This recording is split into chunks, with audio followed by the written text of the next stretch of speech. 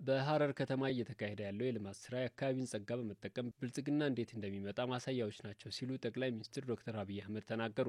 ጠቅላይ ሚኒስትሩ የሐረርን የልማት እንቅስቃሴ ጎብኝተዋል። በከተማዋ የተጀመረው ስራ እምቅ አቅም ማወቅ፣ ማህበረሰብን ማስተባበርና የአመራር ቁርጠኝነት ሲደመሩ ለውጥ እንዴት እንደሚመጣ ማሳያ ናቸውም ሲሉ ገልጸዋል። ሐረርን እንደ ተምሳሌት መውሰድ አካባቢዎቻችንን ለመቀየር የሚያስችሉ ሰፋፊ ልምዶች የሚገኙባቸው መሆኑን ተናግረዋል።